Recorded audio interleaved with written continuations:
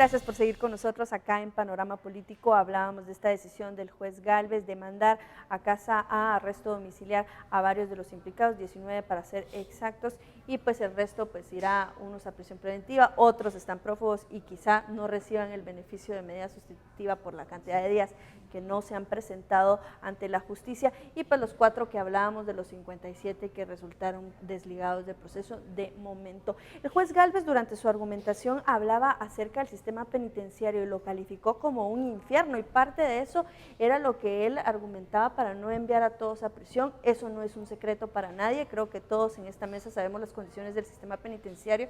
David Sanchinelli, por ejemplo, esta semana nos presentaba un reportaje en el cual se evidenciaban todas esas mafias que prácticamente están al servicio de las otras mafias o son la misma dentro de los penales. Entonces, ¿cómo leer esta situación? Yo ahí sí vuelvo un poco a lo que mencionaba en el bloque anterior en relación al financiamiento de la defensa pública penal. En el sistema penitenciario hoy por hoy existen 5.000 personas que ya cumplieron su condena y no han salido por todos los procedimientos que se tienen que llevar de una forma legal. Entonces, hay aproximadamente 21.000 privados de libertad en este momento, los cuales fueran 15.000 y pico si no fuera por estas personas que están ahí. Todo esto se ha propiciado, insisto, por el descuido que se ha tenido de parte del Estado, y hoy las mismas personas que están diciendo que el sistema penitenciario no les garantiza una seguridad son quienes propiciaron en su momento que el sistema penitenciario estuviera de esa manera.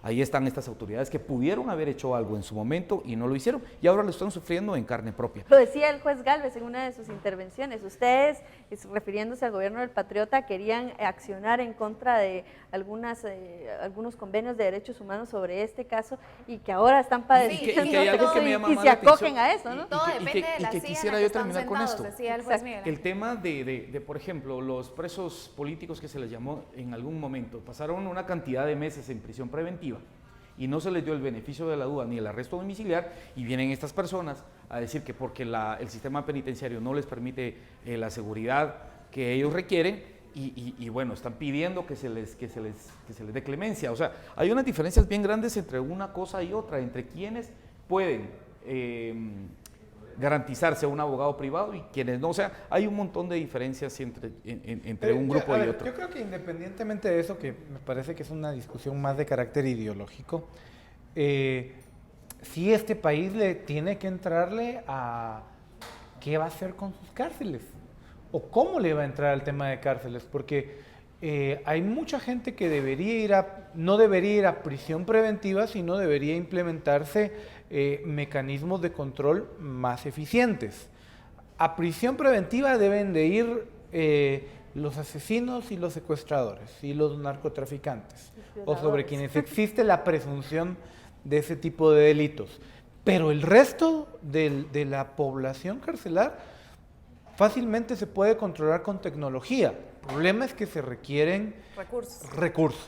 Sí. Y bueno, no queremos entrarle como sociedad a ese tema de los recursos. Entonces, con lo que nos topamos es con cosas tan reveladoras como que San Francisco Pavón, que es un pueblo que está pegado a la cárcel, tiene un caminito para entrar a la reja que está cortada en Pavón, y que se pueda entrar cualquier cantidad de cosas, y de nuevo va a un tema de ética dentro de las fuerzas que están involucradas en el control de los presidios. Y además les conviene. Solo cierro con esto, uno es la Guardia Penitenciaria y el otro es el mismo Ejército. Si los videos del reportaje de Sanchinelli incluso tenían a oficiales del Ejército trasegando cosas por este espacio. Por esta ruta Y el ministro, por cierto, no ha dicho nada. Yo creo que este reportaje como que nos vino realmente a poner en imágenes bastante tangibles lo que ya muchos conocíamos, y es que son los mismos miembros del sistema penitenciario, incluyendo a los guardias, por ejemplo, y el ejército,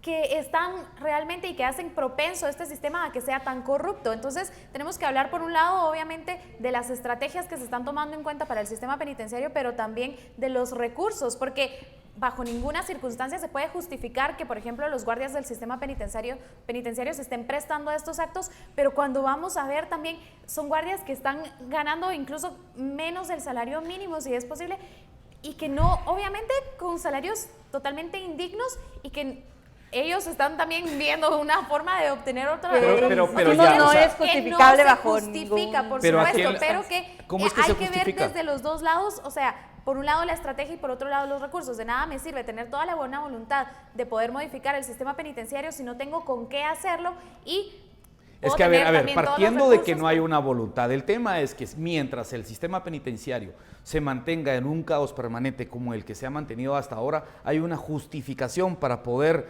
valga la palabra, justificar lo que está pasando afuera. Entonces, cuando hay extorsiones, cuando no se puede controlar el delito afuera o porque se permite el delito afuera, es porque las cárceles están mal. Es porque entonces vienen los internos y desde ahí catapultan este montón de delitos de los cuales ya se sabe y de los cuales no se ha hecho nada. Pero entonces partimos de cosas... se justifica entonces porque ni modo, así está el asunto, no podemos hacer mayor cosa.